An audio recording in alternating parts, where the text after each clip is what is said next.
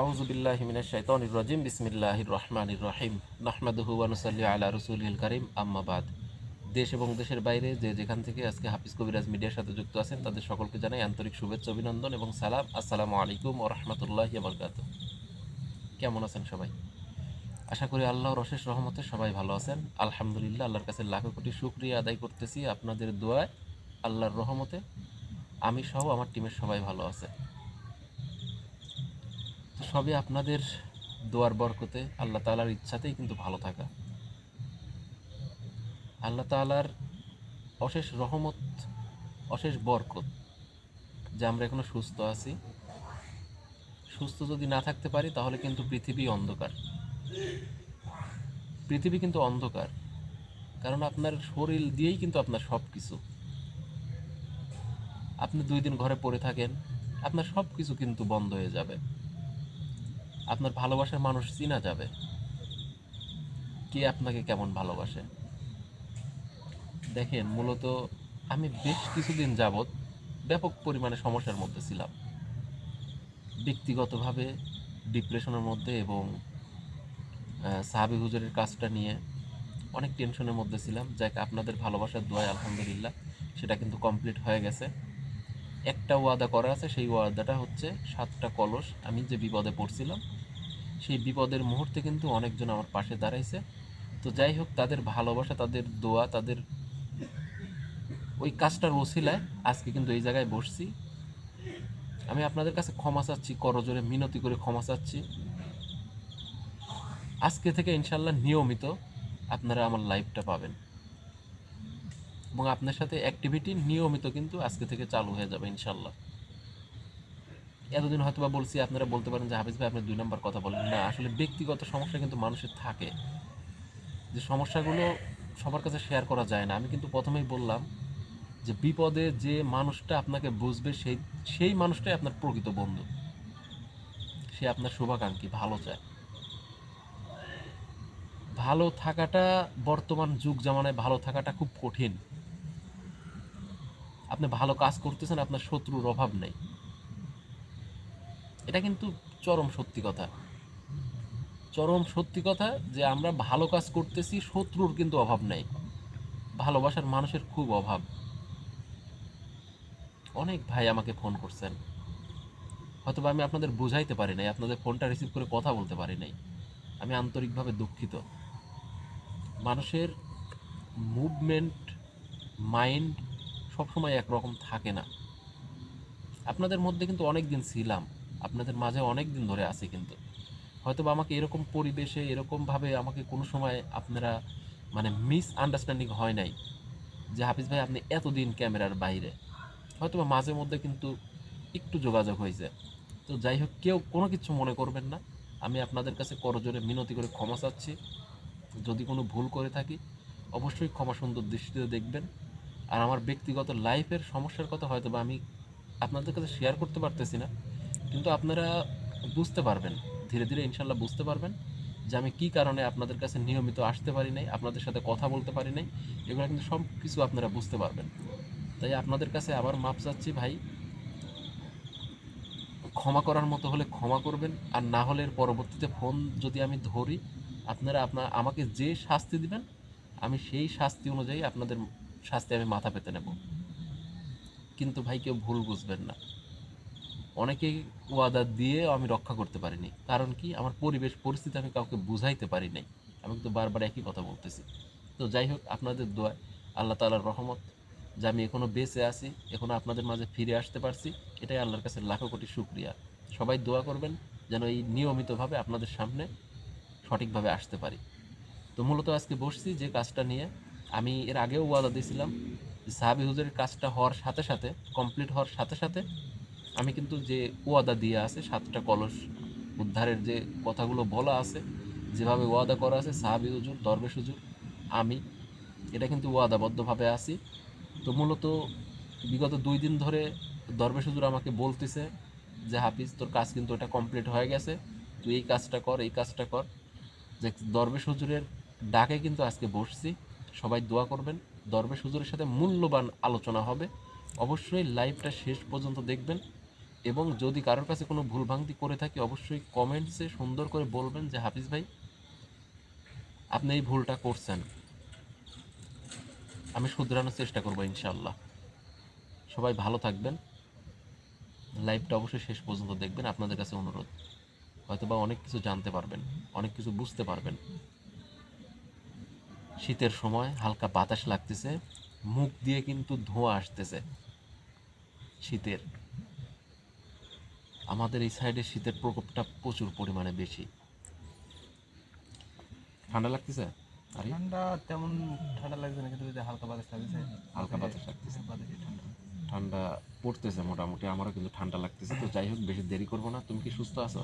জি ভাইয়া, আলহামদুলিল্লাহ। আলহামদুলিল্লাহ। তো দেখতে পাচ্ছেন আমার সামনে আছে আরিফ, আসসালামু আলাইকুম। ক্যামেরায় আছে মিরাজুল ভাই, আসসালামু আলাইকুম।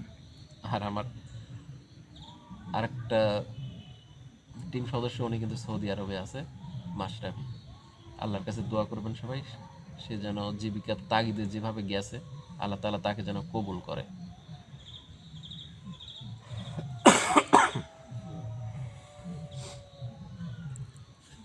আল্লাহ আকবার। হাত ঠান্ডা হয়ে যাচ্ছে ঠান্ডা বাতাস বাতাসে। লাগতেছে। কেউ না জানুক, তোমরা তো জানো জি ভাই। যে আমি কোন পরিবেশের মধ্য দিয়ে ছিলাম, জি ভাই। কি অবস্থার মধ্যে ছিলাম।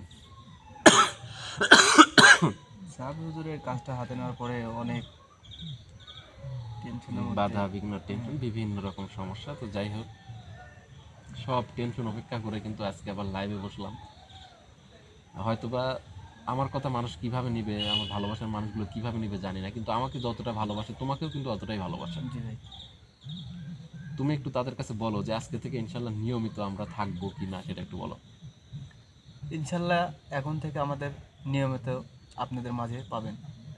আর বিশেষ করে সাহাবী হুজুরের যে কাজটা, এই কাজটা মানে হাফিজ ভাই আমাকে সহ মানে তার সাথে রাখছে এবং কাজগুলা করছি। এই কাজটা করার পরে মানে নিজেকে এতটুকু ধন্য মনে করছি যে একটা ভালো কাজ করছি। আলহামদুলিল্লাহ। এবং আপনারা যারা এই কাজের সাথে সহযোগিতা করছেন, আমাদের পাশে এসে দাঁড়াইছেন, এই সাহাবী হুজুরের কাজের পাশে দাঁড়াইছেন, সাহাবী হুজুরের দোয়া, ভালোবাসা সব কিছু আপনাদের সাথে পাবেন। আলহামদুলিল্লাহ। প্রস্তুত আছো তুমি? জি ভাই। আলহামদুলিল্লাহ। আউযু বিল্লাহি মিনাশ শাইতানির রাজিম। বিসমিল্লাহির রহমানির রহিম।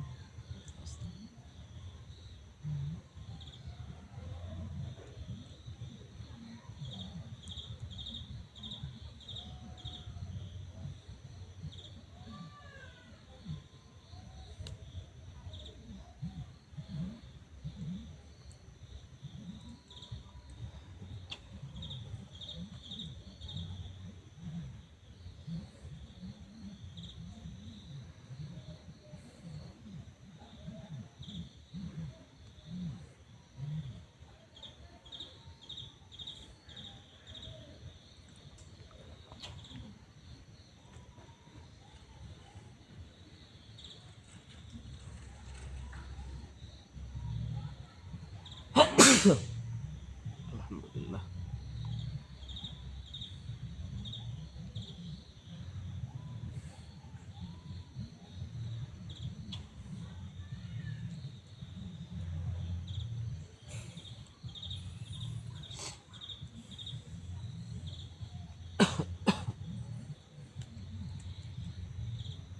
আসসালামু আলাইকুম ওয়া রাহমাতুল্লাহি ওয়া বারাকাতুহু। ওয়ালাইকুম আসসালাম। কেমন আছেন দরবেশ হুজুর? আলহামদুলিল্লাহ ভালো আছি। বাবা তুই কেমন আছিস? আলহামদুলিল্লাহ, আল্লাহর কাছে শুকরিয়া আদায় করতেছি। আপনাদের দোয়ায় আল্লাহর রহমতে ভালো আছি। তুই বেশি একটা ভালো নেই, তুই অনেক টেনশনের মধ্যে আছিস, আমি বুঝতে পারতেছি। বিষয় হচ্ছে, ভালো থাকা খারাপ থাকা আল্লাহর একটা নিয়ামত। সবই আমি জানি। যে অবস্থায় থাকি আল্লাহর শুকরিয়া আদায় করার চেষ্টা করি। আল্লাহ তাআলা সেই শুকরিয়ার বদলতে যদি ভালো রাখে, হুম। আল্লাহর কাছে অশেষ অশেষ শুকরিয়া সর্বসময় আদায় করি। তো যাই হোক, আপনি বিগত 2-3 দিন ধরে আমাকে জানাচ্ছেন যে তুই, আমি, সাহাবী হুজুর তিনজন যেভাবে ওয়াদাবদ্ধ আছি মানুষের কাছে, হ্যাঁ, সেই ওয়াদাটা পূরণের লক্ষ্যে। তোর 7 কলসের কার্যকাম জি হয়ে গিয়েছে, এবং আমি আর তুই সাবি হুজুর যে ওয়াদাটা দিছি, জি এই ওয়াদাটা এখন সম্পূর্ণ করতে হবে। আলহামদুলিল্লাহ। মূলত হুজুর, ওয়াদা বরখেলাপকারীকে আল্লাহ তাআলা পছন্দ করেন না। হুম। তো বিগত বেশ কয়েকদিন কিন্তু আমি উদ্ধারের চেষ্টা করছি, আপনি আমাকে নিষেধ করার পরেও কিন্তু তারপরেও চেষ্টা করছি, আমি ব্যর্থ হয়েছি। পারবি না তুই। এবং আপনি নিজেও বলছেন যে তুই আর যাস না, সেটা আমি এবং সাহাবী হুজুর আমাকে নিজেও বলছেন। তো এই যে যে বিষয়গুলো, এখন কেমনে কিভাবে উদ্ধার করা যায়, সেই আমানতটা মানুষের কাছে পৌঁছায় দেওয়া যায়, সেই বিষয়টা নিয়ে আমাকে যদি একটু বলতেন, শুধু আমাকে না সবার উদ্দেশ্যে যদি একটু বলতেন।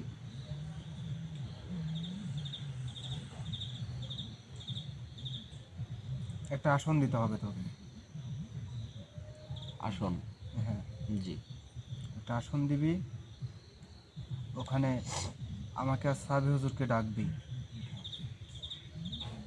আমাদের যে শক্তি আছে, জি এই শক্তি দিয়ে তোর সেই 7 কলস উদ্ধার হয়ে যাবে। আলহামদুলিল্লাহ। মানে আপনাকে এবং সাহাবী হুজুরকে ডাকবো একটা আসন। হ্যাঁ, আসন এরকম আসন নাকি অন্য মহা আসন দিবি। মহা আসন? হ্যাঁ, উনি এমন আসনে আসবে না। আচ্ছা ঠিক আছে। তো মহা আসনের প্রস্তুতি আমি নেব। হ্যাঁ, তুই মহা আসনের প্রস্তুতি নিবি। সেই আসনে আপনি এবং সাহাবী হুজুর উপস্থিত থাকবেন। হ্যাঁ। আলহামদুলিল্লাহ। তাহলে এটা কি আগামীকালকে করব? না, এটা আগামীকালকেও না, তার পরের দিনও না।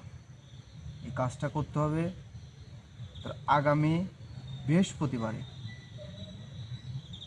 বৃহস্পতিবার আসতেছে, জি সেই বৃহস্পতিবারের রাত্রে তুই একটি মহা আসন দিবি।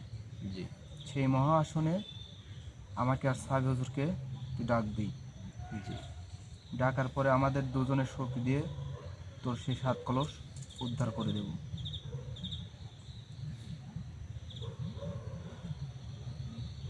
আপনাকে এবং সাহাবী হুজুরকে সেই মহা আসনে ডাকবো, আপনারা আপনাদের শক্তি দিয়ে সেটা উদ্ধার করে দেবেন। হ্যাঁ। আলহামদুলিল্লাহ, শুনে অনেক ভালো লাগলো। কারণ আপনারা, আপনি এবং সাহাবী হুজুর যেভাবে আমার কাছে কথাগুলো বলছেন, সেই কথার পরিপ্রেক্ষিতে এখন যে কথাগুলো বলতেছেন শুনে অনেকটা ভালো লাগলো। কারণ আপনারা যে এখনও সেই বিষয়টা নিয়ে উদ্বিগ্ন, টেনশনে, চিন্তায় আছেন, এর জন্যে আপনাদের আন্তরিকভাবে আমি ধন্যবাদ জানাচ্ছি। আসলে ধন্যবাদ দিয়ে আপনাদের ছোটো করা হবে। তবে হুজুর, আমি একটা কথা বলি, সেটা হচ্ছে আমি কি অবস্থায় থাকি না থাকি, কোন হালতে কি অবস্থায় থাকি, সব কিছু কিন্তু আপনি জানেন। আমি সবই জানি। আমি কিন্তু বিগত সাহাবী হুজুরের কাজটা করার পর থেকে আমি কিন্তু সবার মাঝে অনিয়মিতভাবে আছি। তুই যে সাহাবি হুজুরের কাজটা করছিস, সাহাবি হুজুর, এই সাহাবি হুজুরের যে মক্তবটা করে দিয়েছিস, জি এতে সাহাবি হুজুর অনেক খুশি হয়েছে। এবং তোর যে ভালোবাসার মানুষগুলা ওনার পাশে এসে দাঁড়াইছে, জি সাহাবি হুজুরের যে ভালোবাসা, জি সাহাবি হুজুর বলছে যে আমার দোয়া সব সময় ওদের পাশে থাকবে, এবং তোর যখন প্রয়োজন হবে তুই সাহাবি হুজুরকে ডাকবি, সাহাবি হুজুর তোর ডাকে সাড়া দিবে।